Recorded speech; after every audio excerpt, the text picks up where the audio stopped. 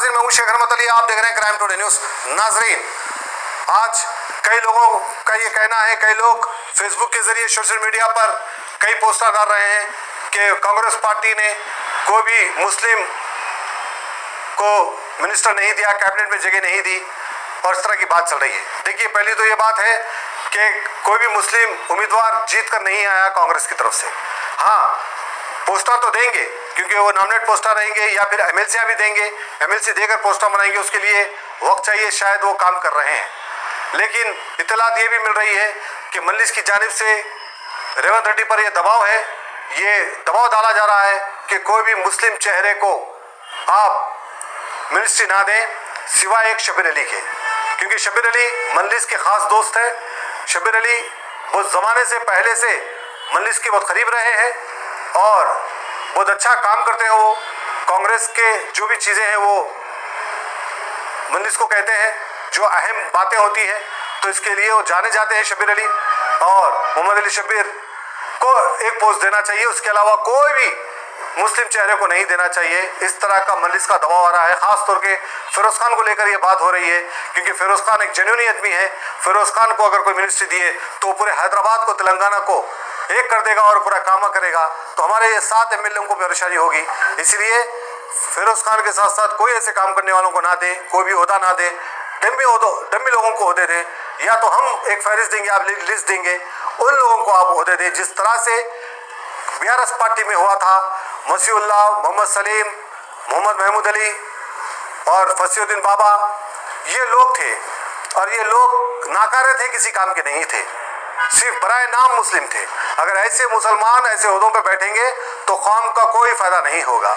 वही कांग्रेस में ये कोशिश की जा रही है, क्योंकि अगर कांग्रेस में कोई अच्छे दमदार मुस्लिम चेहरे को कोई मिनिस्ट्री देते हैं तो मजलिस के जो कामा है, मजलिस की जो ताकत है वो कम होते जाएगी। इसके लिए ये कोशिश की जा रही है, ऐसे बातें हो रही है, ऐसे अफवाहें हो रहे हैं। ये सच भी नहीं हो सकता है, लेकिन हम पूरी तरह से इनकार भी नहीं कर सकते, क्योंकि जो देरी हो रही है शायद ये वजह से रेवंत रेड्डी को लगातार कोशिश की जा रही है, क्योंकि आने वाले टाइम में एमपी इलेक्शन है।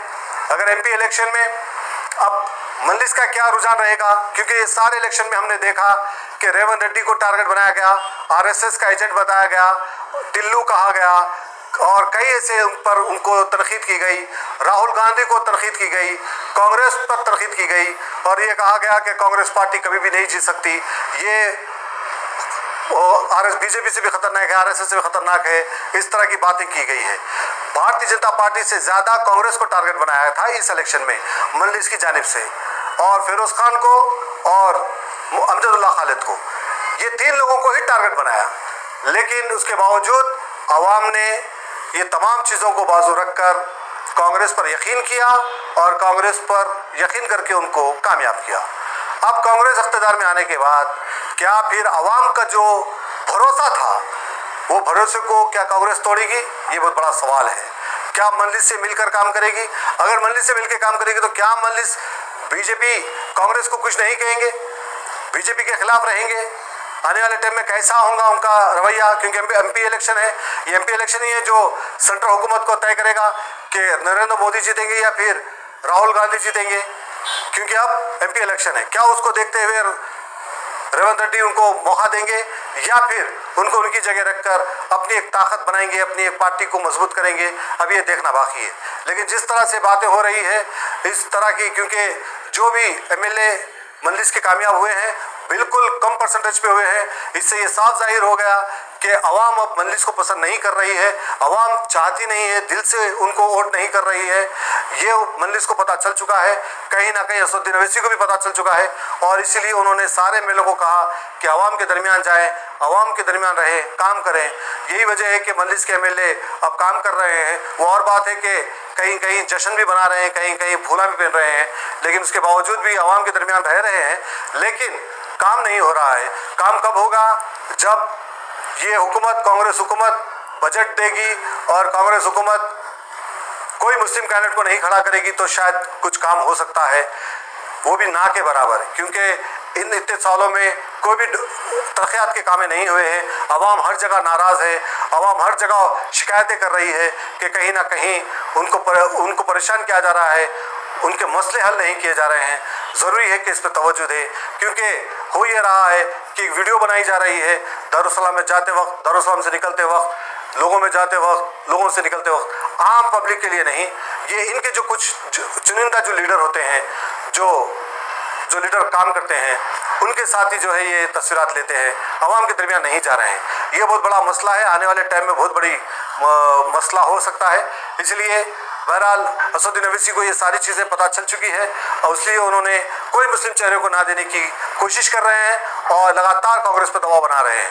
अब आने वाले टाइम में क्या होगा अब ये देखना बाकी है, लेकिन लोग पोस्ट करने से पहले थोड़ा इंतज़ार कर लें, थोड़ा देख लें कि कांग्रेस का क्या स्टेप होगा, क्या कदम होगा।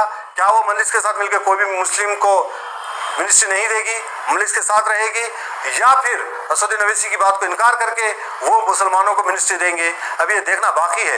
तब तक हम किसी पर भी कोई इल्ज़ाम नहीं लगा सकते, किसी पर भी कोई तनकीद नहीं कर सकते। लेकिन जो हालात है वो ये नज़र आ रहे हैं कि रेवंत रेड्डी बिल्कुल अलग चीफ मिनिस्टर है, वो एक अलग काम करने की कोशिश कर रहे हैं और ऐसे में क्या असदुद्दीन ओवैसी की बात सुनेंगे या नहीं सुनेंगे, अभी ये देखना बाकी है। लेकिन हालात तो ये हो रहे हैं, हालात ये बन रहे हैं और मजलिस बिल्कुल परेशान है, इसलिए कि उनके परसेंटेज में कमी आ गई है, आवाम में वो उनके कोई अहमियत नहीं है। और ये वजह से कि असदुद्दीन ओवैसी सारे तेलंगाना में फिरकर मामू को जिताने की बात करें, मामू को जिताने के चक्कर में खुद के परसेंटेज कम हो गए और मामू भी चले गए, अब दवाखाने में मौजूद है। तो इस तरह के हालात बनते जा रहे हैं। क्या असदुद्दीन ओवैसी MIM कांग्रेस से मिलेगी और कांग्रेस से मिलकर अपने साथ एमएलओ को एक बड़ी ताकत देने की कोशिश करेगी, अभी ये देखना बाकी है।